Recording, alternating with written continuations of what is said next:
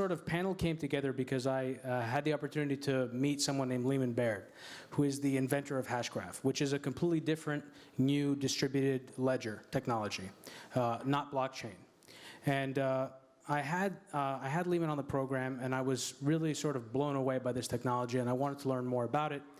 And there's sort of a lot of hype in the blockchain and crypto space around cryptocurrencies and everything else, and I thought this would be a really great opportunity to bring in something totally new, and an opportunity also to open it up to the audience to kind of learn what this technology is, how it's different than blockchain, how the protocol works, and kind of open it up to questions early on and get an opportunity to kick the tires on this. So why don't I let you guys first introduce yourselves. Mance, why don't you go first? Sure. Hello, my name is Mance Harmon. I'm a co-founder with Leemon of Swirlds, which is the company that's commercializing the Hashgraph. Little background is I'm a computer scientist, couple degrees, most recently from UMass. Leemon and I actually started working together back, UMass? Leemon and I started working together back in 1993. We worked for the Air Force, senior scientist for machine intelligence, so our formal background is in machine learning. We also both taught computer science at the Air Force Academy. He's a full professor, or was a full professor there. I was head of cybersecurity. I was course director for cybersecurity. I managed a large software program for the Missile Defense Agency. I was told that I have to share this. So how many of you remember the movie War Games from the 1980s? Yeah. Yeah. So I managed the team, 160 people that actually built the real thing. And that was a lot of fun. And of course, it's now being used. It's the sim that's used for figuring out how to play these ballistic missile defense war games. So you know how to what the strategy should be for protecting the U.S. and our allies against missiles, right? Very relevant conversation. Yeah, thank you. Leemon and I started a company in the space of identity. We sold that company to a Fortune 500. I was the course director, I was the senior exec for product security for the same Fortune 500. We started another company in the space of identity. We sold it to private equity. Then I went to work for an identity player as the head of labs. I played, all right? I went to work as the head of labs for this organization and was also the senior exec on staff for architecture and got involved in this space. We started looking at blockchain for identity. Leemon, for the past 5 years, was trying to solve the problem that ultimately he was able to solve, we now call Hashgraph. And that was quite a journey. I guess the only other thing I should mention about Leemon is that he is a PhD from Carnegie Mellon in computer science. He has the notable distinction of setting the record for the history of the school and getting his PhD in the shortest amount of time, 2 years and 9 months for a PhD from CMU, which is quite a feat. And what we're going to talk about tonight is Leemon's baby. I wish he could have been here with us. We're not from New York City, we're from Texas.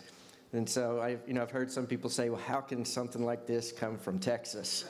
It's a fair question. And as the evening goes on, you're going to hear my southern drawl get a little bit deeper and longer. My eyes are going to get a little bit longer as we go through this. We're Southerners from Texas, and glad to be here talking about the Hashgraph with the crypto community in New York City.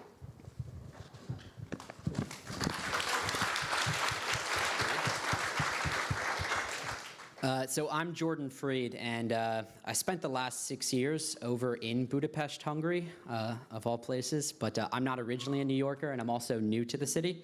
But I sort of came into the crypto space accidentally in that the previous software company I ran, which was a virtual private network service, the #1 demand we had from our customers was accept Bitcoin as a payment method, and I said, what the hell is Bitcoin?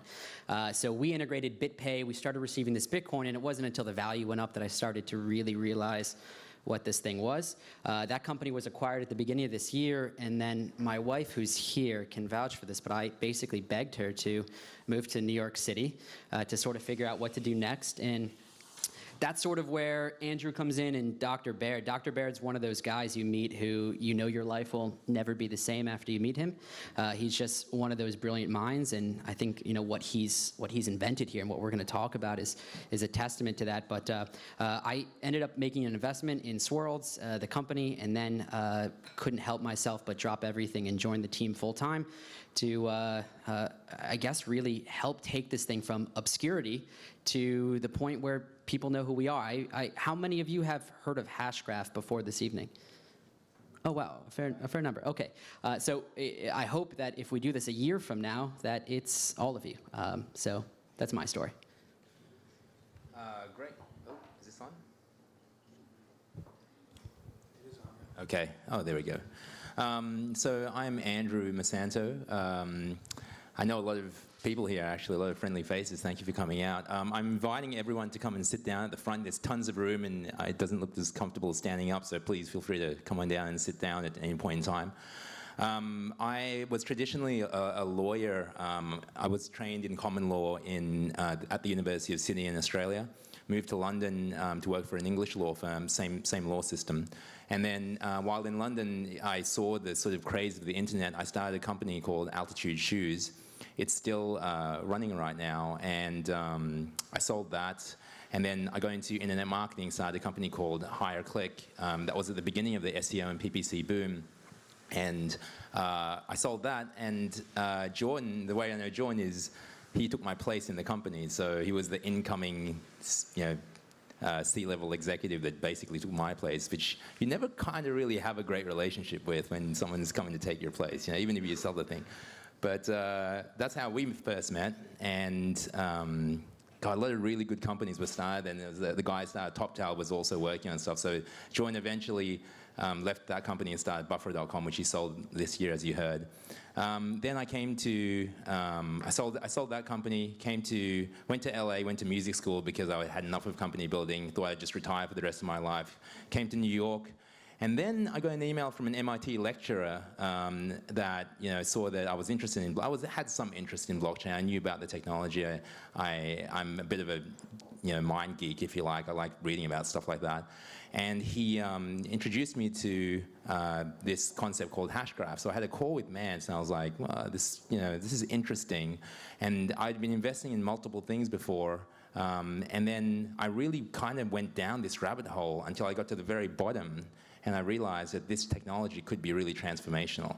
And at that point in time, similar to Jordan and similar to a lot of other people who have actually joined us, I was like, look, I really have to help this thing reach the light of day, because it is a technology that is ripe, that is meant to happen. Also, Leemon Baird, Dr. Baird or Leemon, is truly a spectacular individual. He's one of the most impressive people I've met, and a number of people who have met some extremely impressive people say that about him. Very humble guy, a consummate teacher, and he invented the Hashcraft after, from what I hear, going down many rabbit holes over 5 years and coming and realizing there were no rabbits in them. And then one day reaching down and pulling out the biggest rabbit you've ever seen, which I think this is. So that's my story. Thank you, Andrew. Thank you, Mance and Jordan. So why don't we first start off with kind of an overview of what Hashgraph is, or what you think is so transformational about that, and then maybe we can double back and kind of explore the distinction between Hashgraph and blockchain within the context of distributed ledger technology, and then we can begin to focus on some of the transformational innovations with respect to Hashgraph, like the gossip protocol, how that's done, and virtual voting, and why that has allowed basically this explosiveness in terms of throughput on the network. I've done a back of the envelope calculation myself, and I've shared it with the guys here just in terms of this as a metaphor. And this network moves at roughly twice the speed of sound relative to the speed of a snail, if you want to compare it to the blockchain network in terms of speed. It's pretty remarkable, and it's hard to really put your mind around it when you recognize that fact. And it's also secure, very secure. And I want to talk about that too. So why don't you just give us a general overview of what Hashgraph is, and then we can sort of talk about those distinctions. Sure. Well, so first of all, it's not blockchain, as already been stated. Blockchain as a term refers to both a data structure, a chain of blocks of transactions, as well as a consensus algorithm.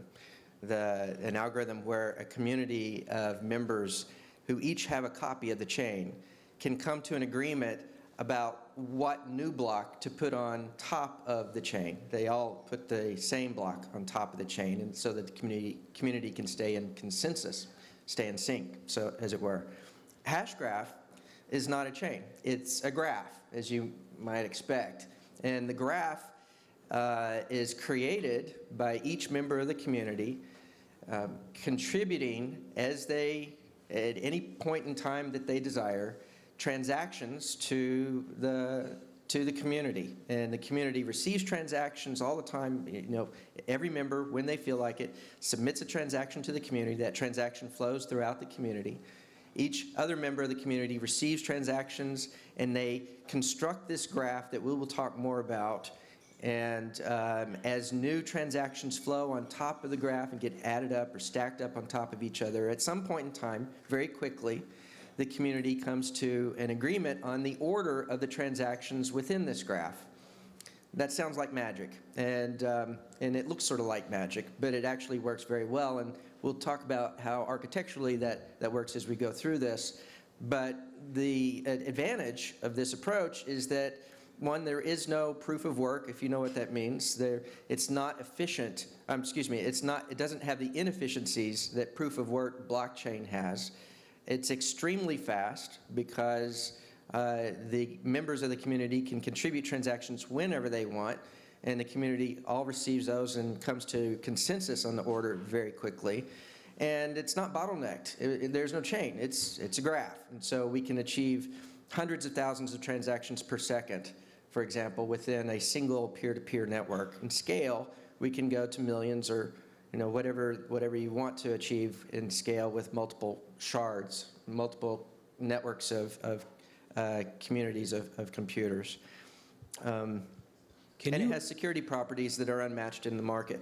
You talked a little bit about blockchain there and about the chain. Can you go into a little bit more detail, sort of geometrically, what a blockchain is, so people can sort of understand that and what that significance is in terms of security, and in terms of how it relates to proof of work, slowing down the network in order to achieve a secure sort of consensus? Let me sort of start with first principles so that everybody can understand. What is the point here, right? Let's talk about databases for a moment. When you have a database and you have an application that writes to the database, if the database accepts what we'll call write transactions, or transactions that change the information within the database, as well as read transactions that you read information from the database. If it accepts both, write and read, then it's definitionally a master database. And of course, these have been around for decades. The market then evolved to address concerns of redundancy and disaster failover and disaster recovery by creating a copy of a database to the side, perhaps, sort of conceptually, where every write transaction goes to the master, but then those writes also get replicated over to the slave database. You can read from the slave, the application can read from the slave, but the application can't write to the slave, okay? Then the market evolved a little bit, and it became possible for the application to write to both databases, both copies of the database. In this case, it's what we would call multi-master database. And there are some technical reasons why this is attractive, but this introduced a problem. And the problem is that if I have multiple users, if I'm the only one using the database and I'm the only one that's writing to either this master, master A, or master B, there's no problem. In reality, I'm not going to be the only one. There are going to be a lot of users, and a lot of users are going to be writing to both. And occasionally, the users are going to write to the same location in each. One user will write to, say, location number 3 in the first, and a different user will write to location number 3 in the second. And these databases somehow have to resolve this. We have to come to an agreement on the order in which these write transactions occur so that the databases can stay in sync. And then once we come to agreement, the databases apply those transactions to both, right? Mance, just to clarify, what you're describing here is the need for distributed consensus. I am getting there. That's correct. I'm describing conceptually what is this whole thing in blockchain about, right? It's all, and you can see that if we add more masters and more users, the opportunity for these write conflicts just goes up significantly. And most of the problem and most of the time is spent in resolving these write conflicts. In other words, for the community to come to consensus and agreement on the order of these write transactions to each of the masters. And once they have come to consensus or agreement, then they apply those transactions to each master database in the same order so the databases stay in sync. The assumption has always been, up until 2008, that one legal entity, one party, has administrative control of all the databases. Amazon, for example, would have control of all of the master databases in this multi-master system that manages their store. Amazon would never think to give Google a master from the Amazon cluster of databases. That, isn't something that ever occurred to anybody. What blockchain is all about is doing exactly that. It's giving masters away to other legal entities that may actually be competitive with you. They may, certainly not the case that you're all going to necessarily have your interests aligned.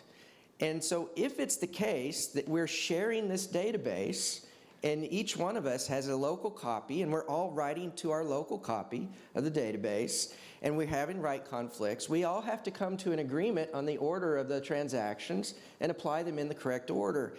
Well, with that new security requirement, you have to then begin to think about a few types of attacks that you wouldn't otherwise think about. One is that no single party in our community should be able to change the order of the transactions, the history of the order of the transactions. This is what we would normally call immutability of transaction order.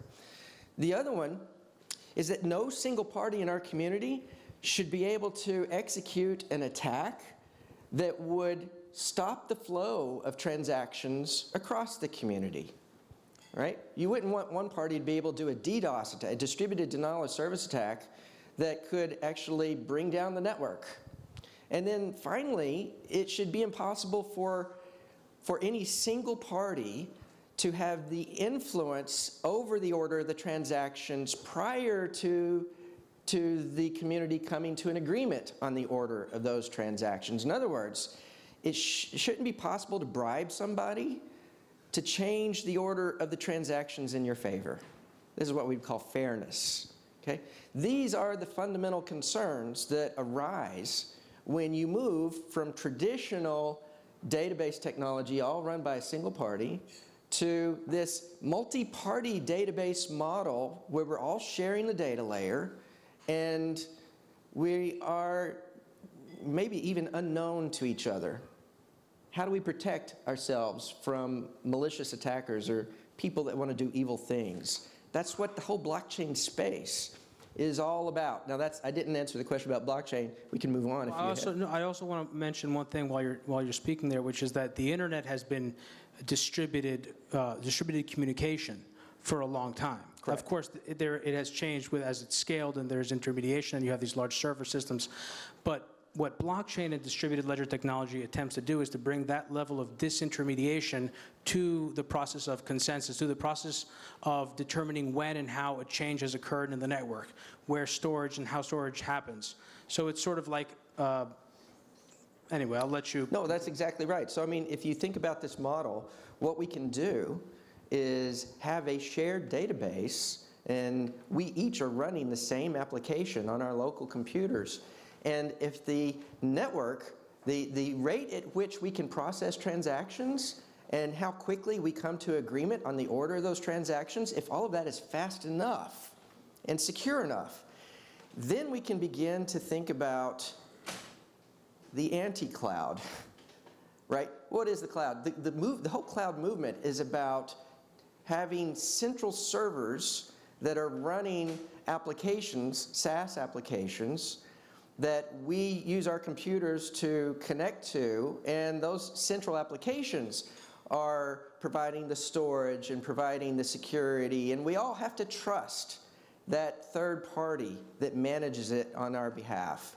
What we're talking about here is, for the first time, being able for each of us to run the same application. A good example might be World of Warcraft or some game, right?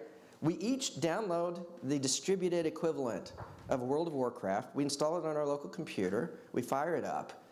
And we are playing in this game, 1,000 of us, and the transactions that are being written to the state of the game are flowing throughout the community, and the math, the magic of the math, makes it possible for the system to totally be secure in ways that allows us to not have to have a third party running a server to make sure that we're not cheating, right? We no longer have to trust a central server. Cryptocurrency, of course. So in the world of cryptocurrency, we no longer have to trust a central bank. Okay, it's one sentence. We no longer have to trust a central bank to keep the ledger. The ledger is the database that we each have a copy of, and the magic of the math ensures that no single party can change the contents of that ledger, right? The community has to agree on the contents of that ledger. In other words, the community agrees on the order of the transactions that we apply to the ledger so that we all have a ledger that stays in sync. Let me take a temperature read from the audience here. Do we need to go into blockchain itself a little bit and sort of get into more detail on that? No. All right. Okay, great. So we want to go right into Hashcraft. Okay. Okay. So, all right. So in that case, let's talk about the evolution. Let's get a little bit into sort of what makes Hashcraft unique. Now, we mentioned before blockchain, which has it's a chain-based system. There's proof of work, and there are other ways to sort of drive the consensus, but it's geometrically a very different system. Now, Hashcraft has two primary innovations, right, Mance? And I don't know how you guys want to, if you guys want to jump in here or. Yeah, go ahead. Yeah, so I think a way to look at this is when we talk about Hashgraph, a lot we talk about ushering in of what we feel will be the fourth generation of distributed ledger technology. So the first generation being Satoshi Nakamoto's white paper. I suspect that most of you are familiar with Bitcoin and what that introduced to the world, but that was distributed trust, this whole notion that we don't know each other, we're on opposite sides of the globe, but we can trust each other in, frankly, a trustless environment. And that was really revolutionary. Generation 2 was, what is this thing? It's a ledger. What else can we put on the ledger? Is it a title deed to property?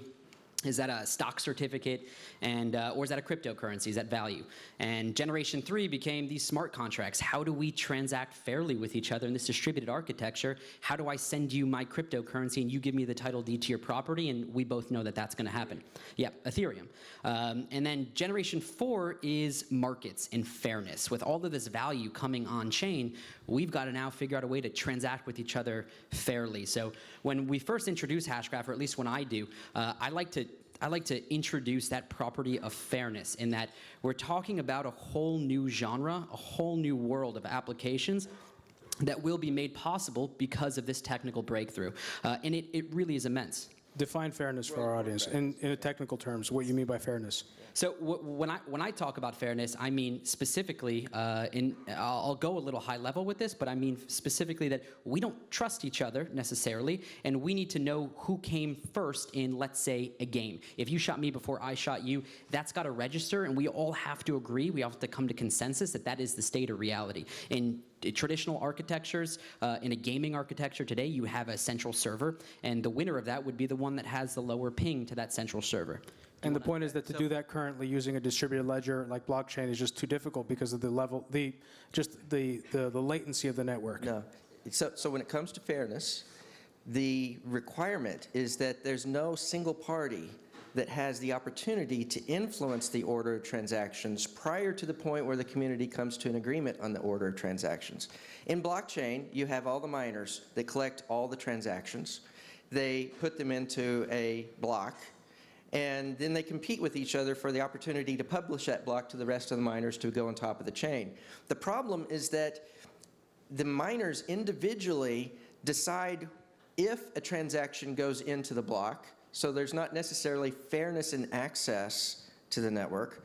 And number two, if they choose to put the transaction within the block, then they unilaterally determine the order of the transactions within the block. So they do influence the order that the community comes to agreement on of the transactions.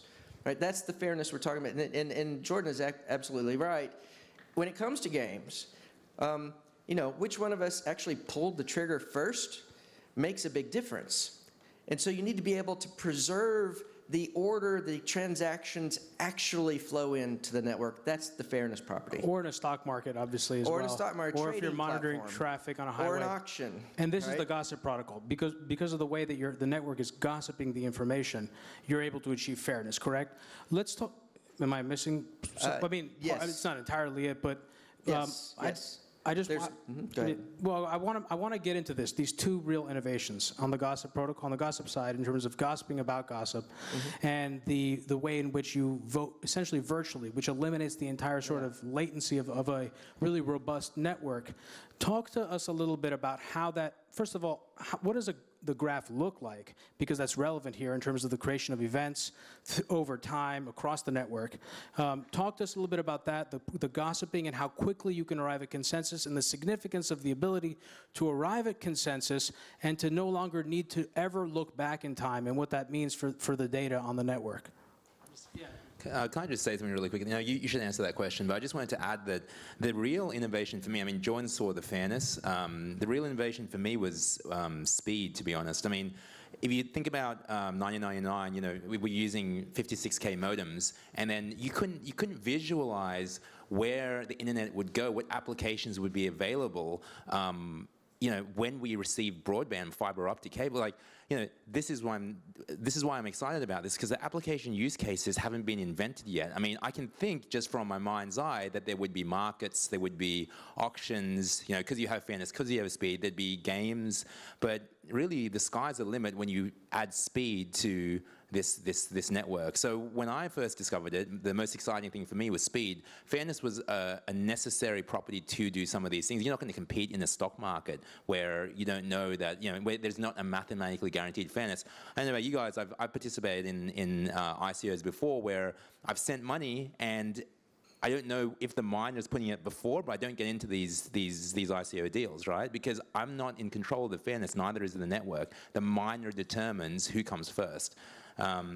Anyway, so do you want to take it from?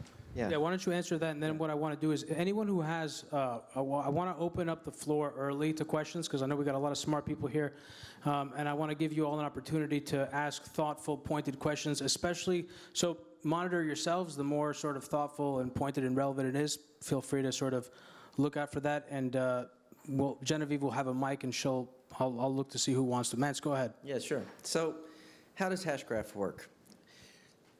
There is a category of consensus algorithms in the literature, the academic literature, that we refer to as pure voting-based algorithms. They have fantastic security properties. I mean, they achieve the gold standard of security from this world, the distributed systems world. It's something called asynchronous Byzantine fault tolerance, BFT, asynchronous BFT. The problem with this category of algorithms is that they are impractical in their bandwidth requirements.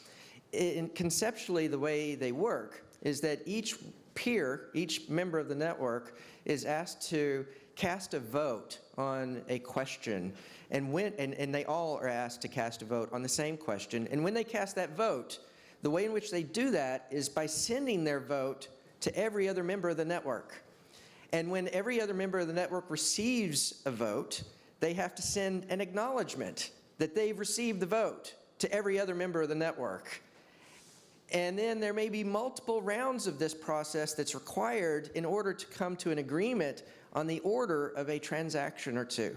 In other words, the bandwidth requirements blows up, grows exponentially fast in the number of votes that are required and then the number of peers that are in the network. For this reason, they aren't actually used in practice. There are no practical pure voting-based algorithm implementations at the scale that we need for what we're talking about here.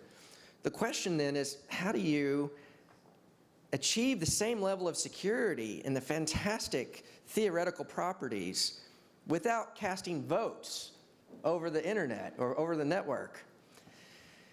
And the way you do it is this. It turns out, and this is Leemon's moment of inspiration. This is his aha moment. What he realized is that where we started this conversation at the very beginning, we are each running a local copy of a database. And if these databases are going to stay in sync, then anytime there's a transaction that needs to be written to a database by anyone, those have to go to everybody. All transactions have to go to everybody. That's the minimum bandwidth required just by the laws of nature. It turns out that if you add a tiny amount of information on top of that, basically, if Alice talks to Bob and passes Bob a transaction that she's made to her local database, an update, if you will, and at the same time, she tells Bob who she spoke with last.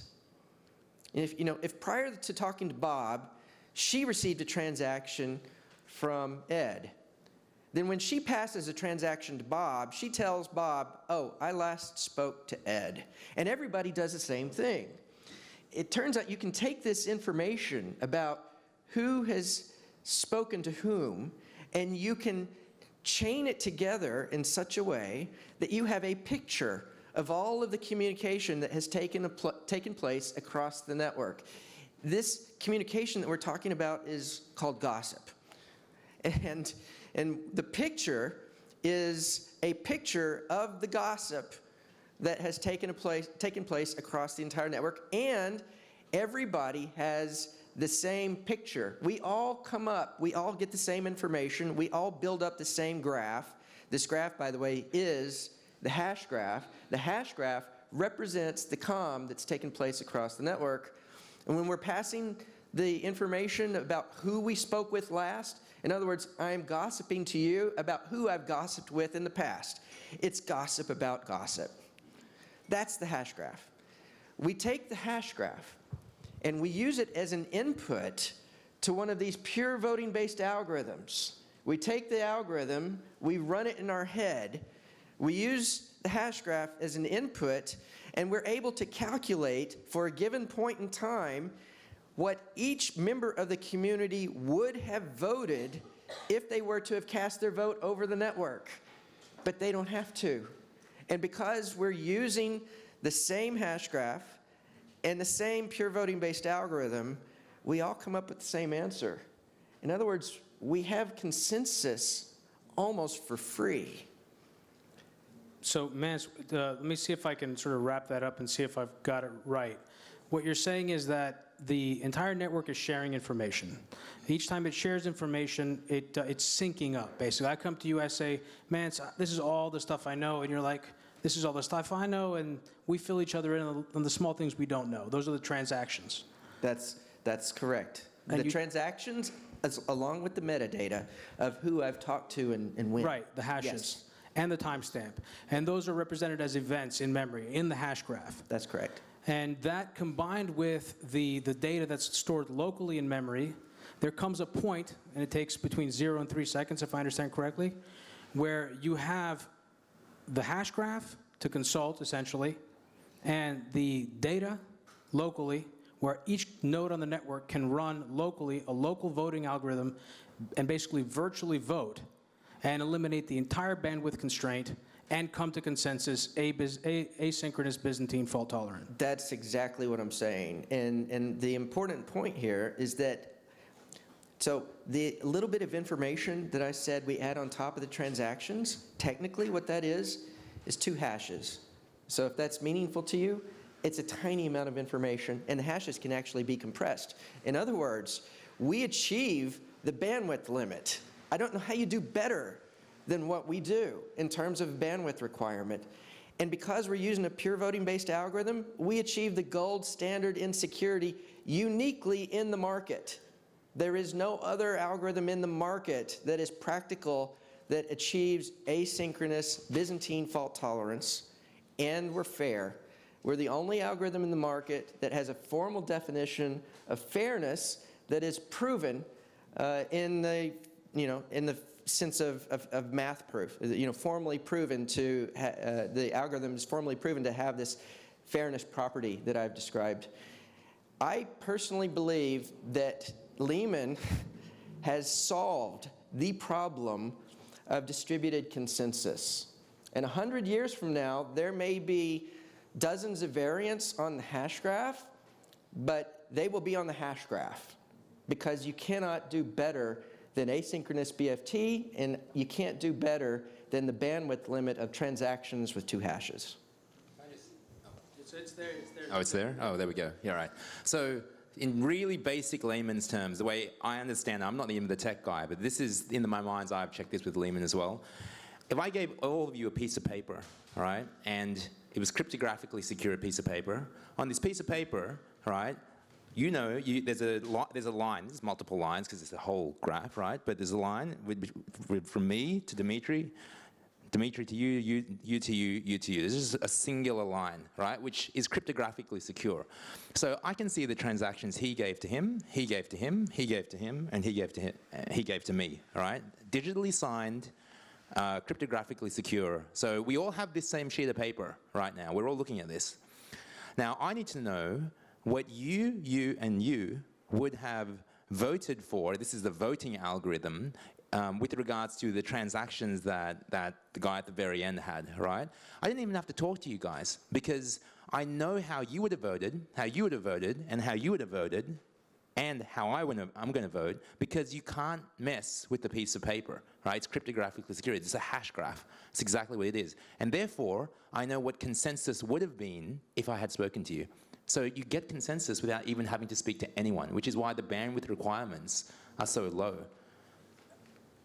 I'm curious if that really wows anyone, because when I did the when I had Leemon on my program and I spent a couple days looking at the white paper and doing the best I could. Really, I'm not an engineer. I was sort of just kind of dumbstruck. I couldn't understand it. And if you listen to the interview, there comes a point towards the end where that really becomes obvious. Where I have that moment where I'm like, holy shit, like. Looking for the magic trick, and I wasn't finding it. It was. So I'm just, if you're having that reaction, what I want you to do is essentially, if you think that you're having that reaction and you have a coherent question to ask, please do. Yes. Hi. So this is very interesting and very new for me. I just wanted to ask with Hashcraft, what exactly is it that prevents the system from getting overwhelmed by bad actors? Because I always understood with Bitcoin security that the fact is that the system is so big, there's no bad actor powerful enough to overwhelm that system. And now correct me if I'm wrong, but based off what you said, it seems like Hashgraph, even if it's more efficient, has solved the scalability problem by dividing it into little sections. What's to prevent, if that is the case, what's to prevent people from overwhelming that? Like if we were at a poker game and it's me and 4 people trying to beat the one other person, like that person doesn't have much of a chance. So in this case, how would that analogy work? Yeah. So there is a theorem, a math theorem, that says that it's not possible to do better than 1/3 of the actors in your population being evil. If they collude, if all the evil actors collude, then up to 1/3 of them can be evil, and you can still come to consensus. And that's not just true for Hashgraph, that's true in general. And so, yes, if you're playing poker and there are 5 of you and 4 of you are evil, then you're going to win.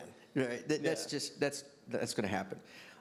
And so it's again, and it's not that this is specific to Hashgraph or in any sort of way, but the larger the population, the more secure that the system is as a whole, because it becomes more difficult. The theory is it becomes more difficult for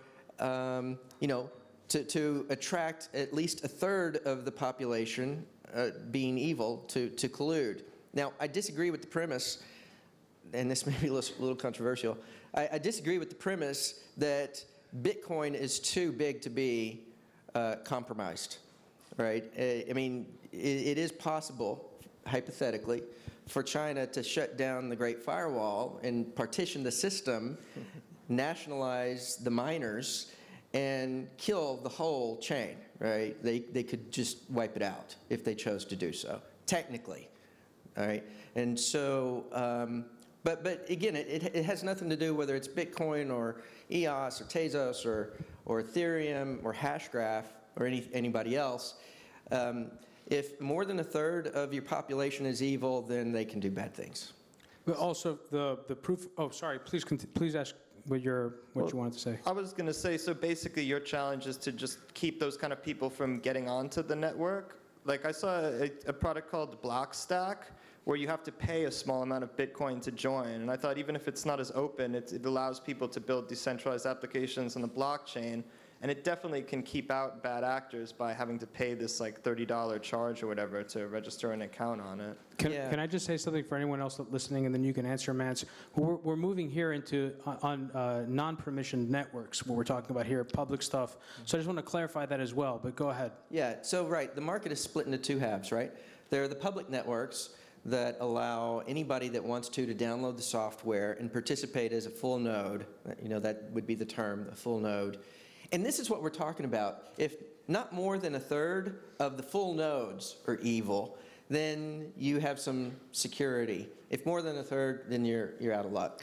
And that's independent of whether it's public or private. The question you're raising, you know, on the private side, when I spoke previously, for example, about World of Warcraft, it may be that you and a dozen of your friends download the software and you stand up a network, and you're on the network, all of you are on your network, and you have the security that we're describing, and you're not paying for it. I mean, you are there, you're using your resources on your computer because you want the privilege of being able to participate in the game, right? And so in a permission network, there are other motivations for wanting to participate as a full node, and in each case, there will be some governing system that decides who can participate in that network or not. And in the public networks, it's just the opposite. It's open. Anybody that can participate that wants to. So this brings us to a good sort of junction in the conversation, which is that you guys have had a lot of success on the permission side, on the enterprise side. And I do want you to mention a little bit of what you can about that, because it's kind of impressive, and I think it's important to note. And then I don't know what you can tell us about a public ledger, if you have plans for that, what you can or can't say, because obviously that's sort of either implied in the thoughts of many people that are either going to be watching this video or here, or they're consciously thinking about it, like this gentleman. Sure. So the company is about 2 years old, and we raised our first money in Q4 of 2015. Went to work building the product. Ping Identity, a major identity player in the market, was the first money into the company. It was my organization that built the identity application within Ping on top of the first version of this technology. And that identity application has been proposed to the appropriate standards body to solve a technical problem in the world of identity. The OpenID Foundation is the standards body that I'm referring to. In November of last year, I moved over from Ping to Swirlds full-time and realized we needed market validation. Brand new technology, brand new algorithm. Nobody had heard of us. And we were making some really strong claims. I remember over and over and over, going in and saying to people what I've just said to you, and they said, no way, it's too good to be true, something's wrong. And so we had to have market validation. The credit union industry saw what was happening in the banking industry and decided they wanted to do the same thing. The industry wanted a platform for the 6,000 credit unions in North America that represent 105 million members to use. And I decided I wanted to compete for the business. And so I approached the industry and told them what we had. They said the same thing. No way, it's too good to be true. But we'll let you compete. And we competed. It was me and Leemon, a couple guys, competing with IBM and Hyperledger for the business, for the whole credit union industry. And we got to the first round of POCs, and in February of this year, we won. And then in May of this year, the industry decided to stand up a new organization. It's called CU Ledger, Credit Union Ledger. It's a new legal entity, a credit union service organization that is now capitalized and is about to announce its first CEO.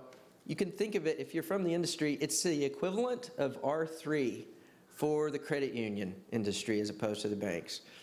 And that technology is being rolled out in the new year, and it's all built on the Hashgraph. And we won. We were able to win against Goliath based on the strength of the technology. Certainly not based on the size of the company or anything of that matter. We were able to demonstrate real value in the algorithm and the platform that we had built, and it solved fundamental problems that they were not able to solve with the existing platforms in the market today. And so we won that business, and since then the pipeline has just swelled on the permission side. We're working with the largest banks, the largest payment processing organizations in the world, and we're addressing, real permissioned use cases. Yeah. So I'll just jump in there quickly, and then I'll turn it over to Andrew. But it really is, the distinction I want to make is that Swirlds is the company that created the IP. And on that side, what we do, again, as Mance mentioned, is create or help companies use our tech stack to create private permission-based networks. So in these organizations, they're standing up their own nodes, and they manage them, and then they can build their vertical applications on that stack. That's different from what Andrew's working on here, and I think we can share a little bit more. I'd love to know what it's like to develop on the platform, and how does someone get an SDK, and what's that process? Yeah, that's a really good question. So we actually just went out to TechCrunch Disrupt, and the reason we were out there was to sponsor the hackathon. And this was a big what if for us. So we were really nervous that no one would develop on it, and we just put the SDK out there. Keep in mind, guys, we're a newer company coming out of stealth. We don't have fully built out documentation like a company like Heroku or Wikipedia or something. So as it turned out, in 24 hours, we had some amazing applications built, a real fully built out MMORPG. If you go to DevPost and just Google SF Disrupt 2017, you can see a bunch of these projects. The winner, we gave a prize to a team that actually built a distributed Sotheby's architecture where you could actually submit a bid via an SMS API called Hyphenate and submit a bid to the consensus algorithm, which would pick the winner. Accenture, who also sponsored the hackathon, actually gave their prize to a Hashcraft project who we also wanted to pick, but they had given their prize to a project called Ground Zero, which effectively used a mesh network type architecture to ensure that in a disaster like a hurricane, that the network would stay up and people could get an SOS signal out to emergency services. But you want to talk about the public side? I won't. I mean, we haven't announced a public side yet. Everyone is so interested in the public side. It's so clear that this technology has massive implications for the public side. What was that gentleman's name who asked the security question? Hunter, your question is the most interesting question when it comes to public side. I mean, permission side, you can secure the nodes, right? But the public side, that's where it really counts. And if you just join our Telegram channel and wait a couple of weeks, I guarantee you will love the answer, okay? But I cannot talk about that right now. So that is the most exciting sort of thing that I think everyone here is really like jazzed up about learning. I can say one thing. Yep. So one thing that is, I don't mind addressing at this point. If you have asynchronous BFT, and let me say what that means, at least in part. In blockchain, you never come to 100% certainty that the order of transactions will never change. It's probabilistic. With each new block that goes on top of the chain, the probability goes down that it's going to change, or that the coin that I've paid to you, the merchant, is going to disappear in some sense. With the Hashgraph, you have 100% certainty on the order of transactions, and you know for sure that they will never change. You have a math proof that you can take to a court of law that will stand up, right? It's not probabilistic. It's within a few seconds or less, depending on a lot of factors, you know for sure that the order of transactions will never change. It turns out that if that's the case, if you can have asynchronous BFT within a single network, a shard, if you will, then you can actually scale this in ways that the asynchronous BFT property, this incredible security, level of security, is maintained across the entire network in total, which is not the case in the existing platforms today. So starting with the very best building block in building your scalable system allows you to build a system in total that is unparalleled in the market, right? You start with the best bricks, you're going to get the best house. And asynchronous BFT is the key to that ability to scale. And that point being, that's why the blockchain network can fork. The Hashcraft network cannot fork. I mean, the forking is sort of part and parcel of this whole thing. That's a piece of it. That's correct. That's a piece of it. There are a number of issues that you have to address in order to have good governance of a public network, if we were talking about a public network. And the security is one of those. Another one is the ability to, having technical controls in place that make it possible for the governing body to actually govern. If it's the case that the governing body can't ensure or compel the users of the technology to adopt the changes in any meaningful way, then it doesn't matter what form of governance you have. I mean, in Bitcoin, we have bicameral governance with the core developers and the miners. In Ethereum, we have a benevolent dictator in Vitalik. And in both cases, we see chaos in the markets because the chains will fork and into competing, or split into competing concerns, competing chains. And so, Vitalik made an interesting comment earlier this summer in a podcast with A16Z, paraphrasing, where he said, basically, the best that we can do to move the community forward is by taking advantage of each crisis as it occurs. That's what we have today in terms of governance. There are solutions to that problem, and we will talk about those in the coming weeks. Yeah, and also, may I guess, do you have a question? Yeah, I do. So in Hashgraph, is every node a full node? Yes. You don't have to be, right? I mean, if you wanted to have a copy of the hash graph or the data structure, but you didn't want to participate in the sense that you're gossiping transactions or storing information, et cetera, then you certainly could do that. You don't. So it's not like we have full nodes and partial nodes in sort of the traditional sense, but there's nothing that prevents a party from sort of being a passive observer of the hash graph. Okay, so for like the light nodes, how would the state updates to like that node be?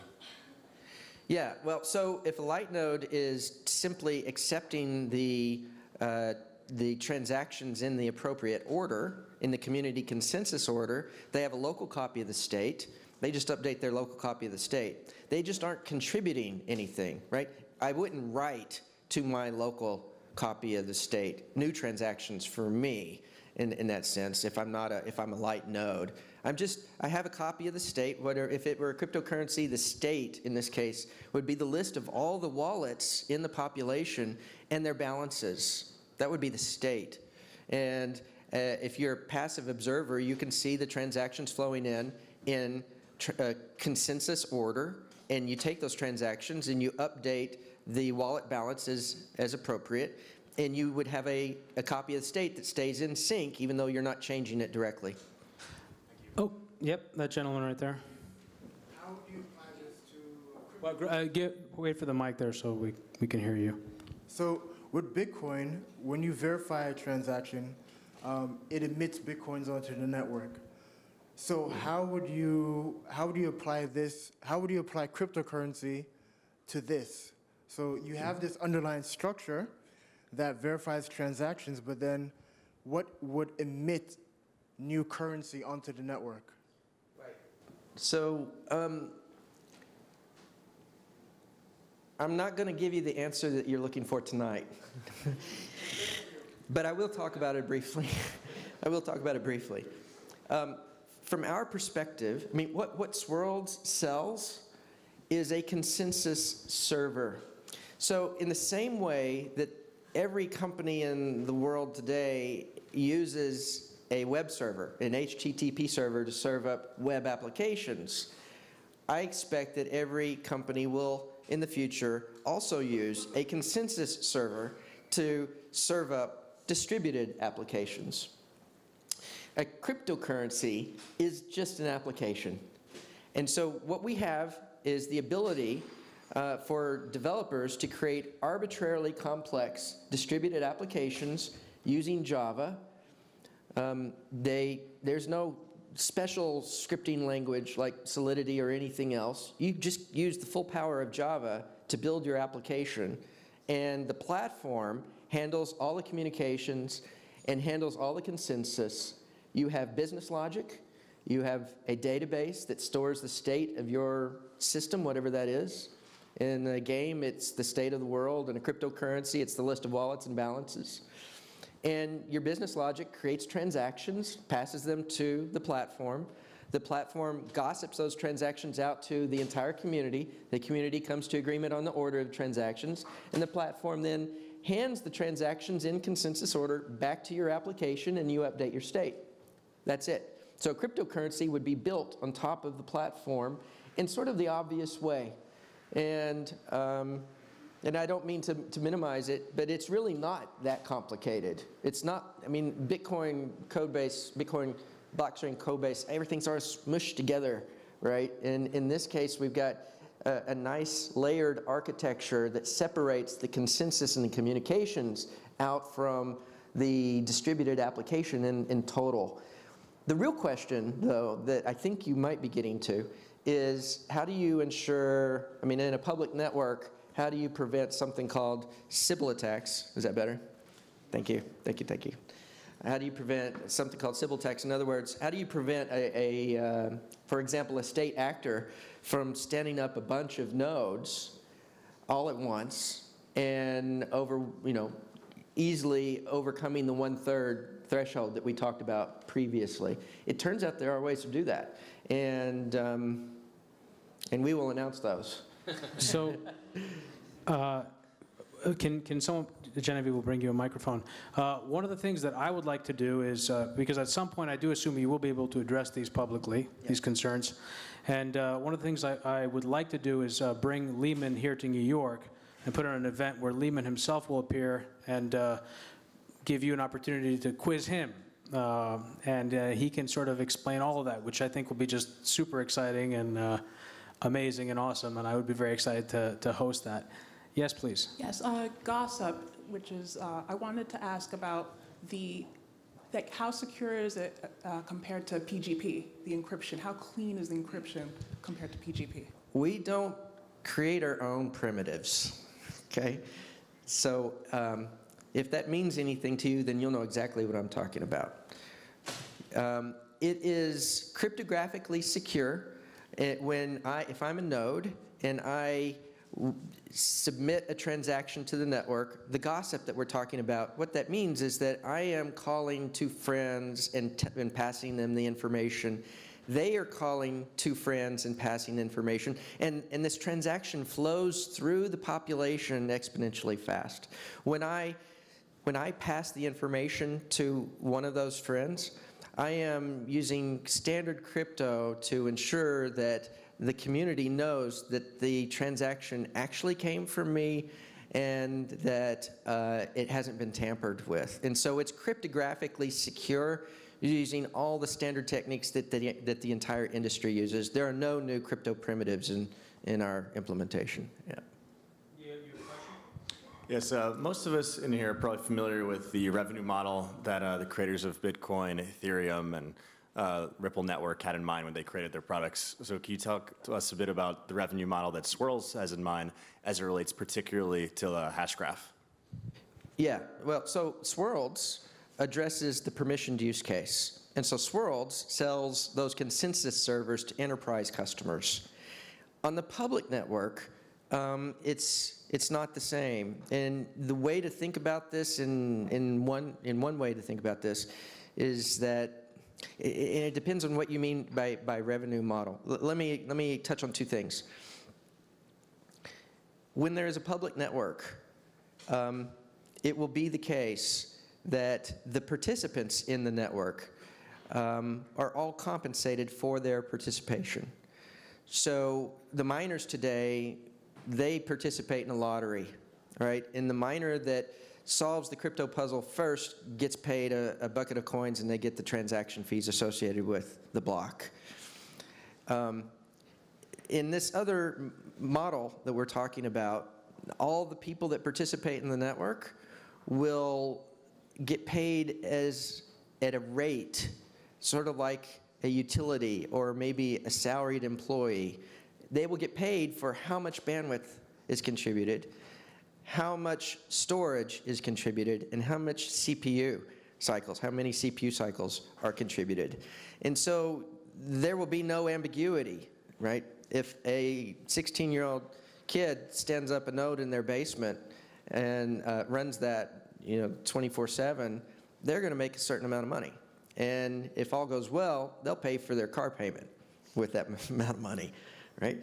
And so, but that's an entirely separate concern, legal concern, different company from Swirlds, and so Swirlds is not going to make Swirlds is not going to make that much money from this public network. Is the point? I want to emphasize that there won't be, this is going to be the intention of the creator. I wouldn't have gotten involved in this if we weren't going to create a public utility which was basically free for everyone to use. This is the thing that I think will change the world, to be honest. That's what interests me the most. There is a revenue model because you need nodes to verify transactions. But and the other thing I wanted to mention is that because it's not proof of work, I mean, Bitcoin now is, I love Bitcoin, by the way. Look, it is the forefather, right? But it is eating up 0.1% of the world's electricity. You can Google it. It's a huge, huge problem. It's a humongous amount of massive amount of energy, right? What if it becomes even more proliferant? What are we looking at? Like a couple of percent? You're looking at like that is going to contribute to the melting of global ice caps, et cetera, et cetera, et cetera. So this is why, one of the things that I'm passionate about is, to be honest, when people discover this technology or decentralized distributed ledger technology, they get passionate about specific things. That is one of my passions. And I was talking to Mike Maloney today, and the other passion is, Bitcoin, to Mike's point, is not a currency because I go on a tangent here just a little bit, but Bitcoin is not a currency because it's too slow, right? It's a store of assets, a store of value. But when you have something that's fast enough, then you can become a currency. At that point in time, then you can really help fix problems of hyperinflation or mismanaged monetary policy, et cetera, et cetera. This is what I believe. I mean, there is that application. That's the one I'm the most passionate about. I know my friend Sean is passionate about this, the identity side, and there are all sorts of other applications. But yeah, to your point there, that is the revenue model. Swirlds will charge customers, but on the public side, it will be to be announced, but there won't be licensing fees on the public side. No, it's going to look very similar to what you're already familiar with, right? Application developers will build distributed applications, and when they make API calls, they will pay for those API calls with the currency. And there's no license. You just use the currency to make API calls. Yeah. There's a question. Go ahead. Yeah, I got a lot of questions. So, and I'm wearing two hats, an investor kind of hat and an engineer hat. So from an investor perspective, do you plan to have an ICO? I'll jump in here. So the answer to that is no. We're not like anything else in the market. And in fact, I think we're very careful about that from the sense that what we're trying to address are much larger market problems, namely governance in blockchains that are out there today. So the short answer is no, we're not doing an ICO in the pure sense of what you see these ERC20 tokens. Information about that as we can, but a public protocol that you'd be building on top of. Yeah, just an ICO, right? Initial coin offering. It is to build a protocol. Just deductive reasoning. Of what's out there in the public. If we've built this for credit unions, do we need to raise 200 million, 100 million, 5 million, 1 million, even like a couple of 100,000 to transfer it to a public network? Why would we raise that money unless we're trying to scam people? It doesn't, well, I mean, I guess you could use it to get people involved, but then you'd want, I want to give each of you $100 of allocation or something like that, But the technology stack was built. This is why when I discovered this, I was like, this is insane. Like, these guys are all raising 200+ million for this, and this guy from Texas has actually discovered this. Had to go down the rabbit hole to make sure it wasn't BS. But when I got to the bottom, I was like, I can't believe this actually works. And so to your point, will there be an ICO? Well, you just think about it, like, there doesn't really need to be one, I can't really say too much more, but if you just, there'll probably be a sale of some sort of coin if a public ledger were to happen. Yeah, and just one. This is okay. And just one more point to that. These ICOs, I think what you're really seeing happen, and this is just more of commentary on what's happening in the market, is that this is the evolution of venture capitalism. I think it's really important. Not all ICOs are shit. There's a lot of really great projects out there. What we've got here is not theoretical. It's not a white paper. We're not raising money to launch a project. We already have that. As Andrew mentioned, the tech stack is built. You can go download it right now, actually, on swirlds.com/download. You can download the SDK. We have 6 demo apps in there, fully built out, you can play with. You can take them apart. So again, I think ICO in the purest sense right now is to raise money or to distribute a token. We're not using it as such. Yep. That's a great answer. The other question I have is about the tech side. So how the gossip protocol is solving the CAP theorem as a consistency, availability, and partition tolerance? Because it's really similar, it seems like, to Cassandra, which is AP almost C. Yeah, I always get these things mixed up. What I can tell you is this. If the network were partitioned, it would not come to consensus. Okay, so unlike Bitcoin in this case, just as an example, in Bitcoin, if the firewall, the Great Firewall of China, were shut down, then the populations on both sides would continue to operate, and the chains on both sides, would continue to grow, and blocks would be put on top. And if it were the case that an attacker could use their wallet on both sides of the chain, they would be able to spend their money on both sides of the chain. And in our case, the whole population has at least two-thirds of the entire population has to be available to vote, as it were, to come to consensus. And if the network is partitioned, then the consensus just stops until it's no longer partitioned. Mance, the Hashgraph forms a sort of genealogical tree, right? Where you look backwards in time and you're able to get to a point where 2/3 or more, it's basically super majority voting, are able to verify that they're all seeing the same thing. How would you explain that sort of to sort of layer on top of what he's asking? Yeah, so the famous events, essentially, like. Right. So here's the deal. The question is, how do you put the transactions in order? You have a graph, and the graph represents the gossip, about gossip that's taken place in the network. The transactions themselves actually just sort of go along for the ride. They're the payload in the nodes of this graph. And if you have a graph, it's hard it'd be great if we had a whiteboard, visualize sort of a graph.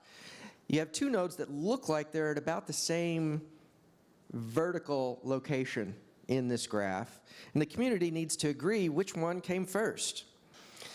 What we do is apply, or find a community timestamp associated with each node.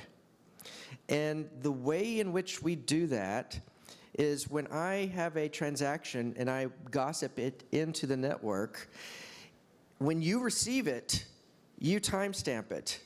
The received timestamp of that transaction. And the entire network, all the population of the network, they receive my transaction, and everyone in the network timestamps it.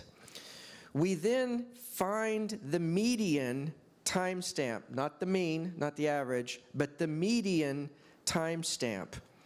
And because we all are doing the same thing, we all come to the same conclusion about what that median timestamp is on the transaction. If every transaction has a consensus timestamp, we call this, by the way, the consensus timestamp. You know, the problem here is if I lie about the timestamp when I timestamp my transaction and then pass it into the network, you can't trust me. You can't trust me to be telling the truth. But we can trust that the community, assuming not more than a third of the community is evil, is telling the truth about the time at which they received the transaction. And so we find the median of the received timestamps, and that becomes the community timestamp on the transaction.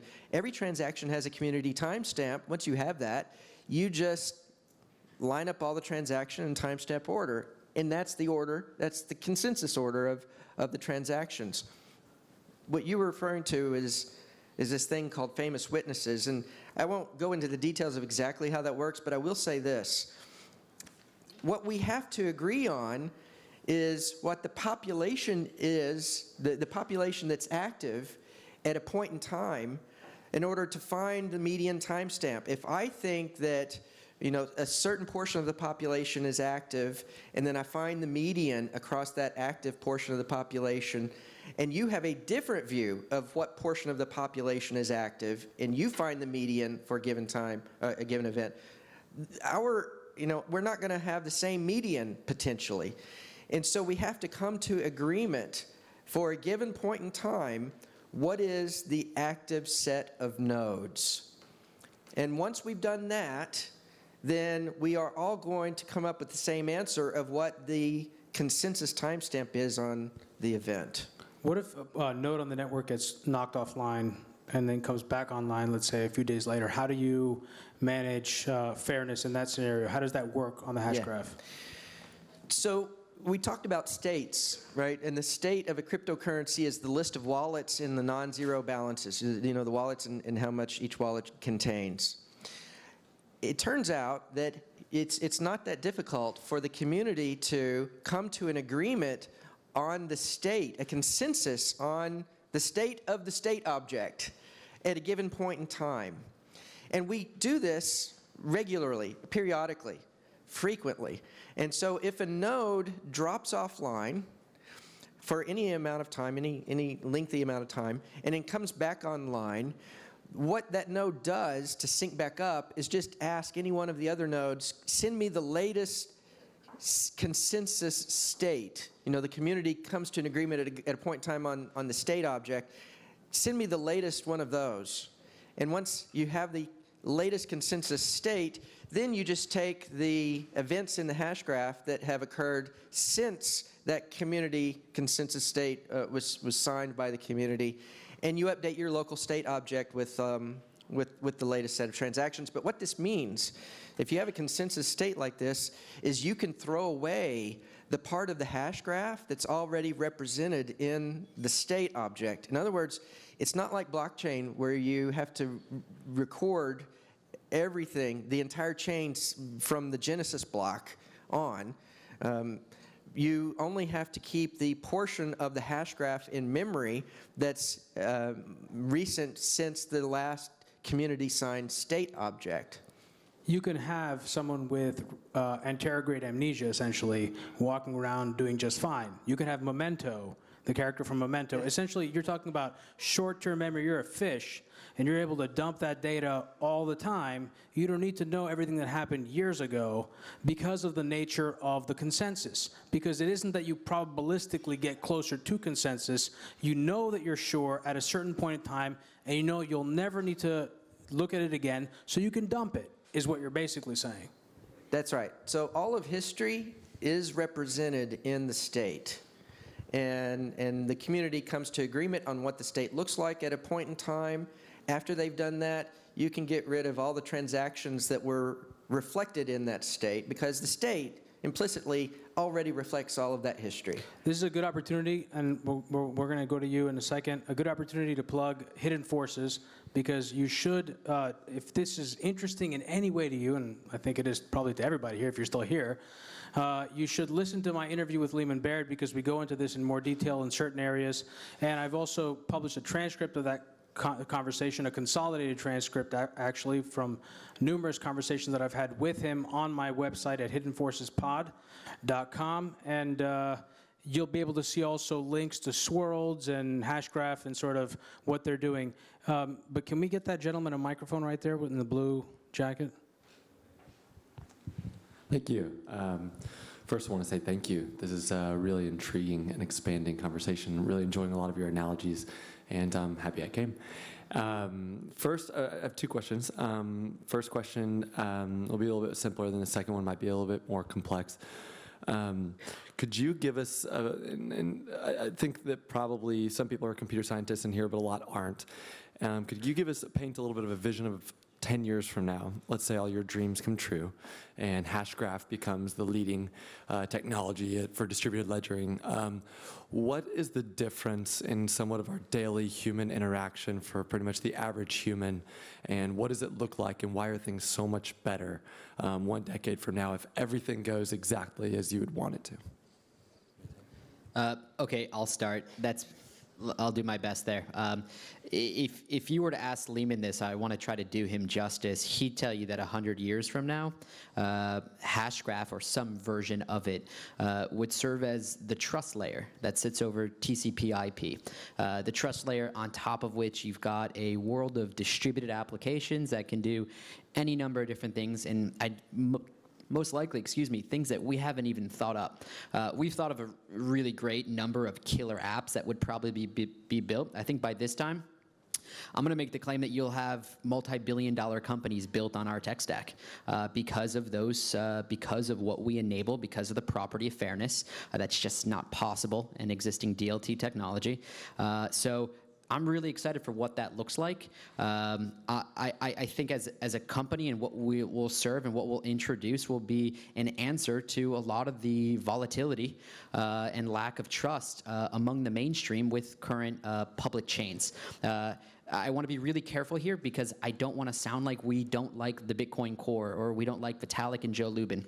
We love those guys. I think at the end of the day, we're all trying to push this new future of distributed web, this new decentralized infrastructure. And on that note, I'd say that we think that many chains will exist and probably interoperability between both, including ours. But I think the dominant technology will win, and I think that'll be Hashgraph. Hello. Yeah. I'm actually friends with Joe Lubin, and everything. I don't want to even claim that we're going to be the dominant technology. I don't think you have to, right? If we perform the function that I want us to perform, i.e., with throughput and fairness primarily, and security as a given, then what I see is, like I said, my passion is to obviously enable a whole bunch of use cases. The ones I can foresee now are like, distributed MMOs, auctions and markets. But going beyond that, to create a currency which can be used as a currency as opposed to an asset class that enables third world countries or countries that have poorly managed monetary policy to rely on a standard of exchange that isn't manipulated by the government. Right? I come from Indonesia, so I have experienced that firsthand through my family, and that is something I'm very passionate about. And in terms of how the rest of the world works, you should talk to the other members of the team, or even we have a community on Telegram. I keep mentioning that, but who they all have different. They talk about things like what does Colin talk about all the time? Organic farming or something. Everything from like identity to organic farming to supply chain to all the stuff that blockchain has. But you add throughput and fairness, and it just opens up a whole new world of other stuff. So I'm going to go a little bit deep. Okay. I think that this technology is required. When I say this technology, I mean distributed consensus as a category, is required for the Internet of Things to reach its potential. And what that looks like 10 years from now is that things are able to discover the services provided by other things and engage them in a market and negotiate the terms of the deal and exchange the value across the things. And identity is a core piece of this. And what's interesting is that when we talk about the world of identity, it's normally the case that we know the identifier and we look up the attributes associated with an identity. You know, I have an email address, and if I want to log into a website or something, I'm passing my email address to the SaaS provider. They are then looking up a record associated with me based on that identifier, the email address, and there's a list of attributes there that describe me. When it comes to things, we don't start with the identifier. I mean, we do today because IoT has not grown up, but that's not the interesting use case. The interesting use case is when we are wanting to consume services provided by things. I'm driving my Tesla in San Francisco, and I need to find a charging station. Well, I don't know the name of the charging station. I need to look into a things services directory for charging stations that I can use, and that services directory looks in its directory of things and finds things that provide the service I care about, and I use a general query to query on geography and requirements, et cetera. In other words, something looks like SQL. And it returns then a list of thing identifiers, all right? Charging station names. And I then choose a charging station name, and I'm able to look up more attributes based on that. That does not exist today. And in order for IoT to scale, I want to be able to say which vendors in the market can bid on my business when my light bulbs burn out. Well, if it's Amazon and Walmart, for example, they need to be able to query what light bulbs have burned out in Texas, in some geography in Dallas. They don't know the name of my light bulb. But they do want to query, you know, this particular set of attributes, and I should be able then to return that information, and I should be able to have it set up so that when they see it, there's a marketplace activity that takes place, and I get the best price, and they automatically ship me the light bulbs. All of that needs a distributed services directory that enables markets, which requires fairness, it requires throughput, it requires everything that we've talked about here tonight, and it's not possible to do it with Bitcoin and Ethereum as designed today. Okay? So I think we're going to have to wrap this up. I want to say one thing, sort of my perspective on all this, and you guys have been touching on it in different ways.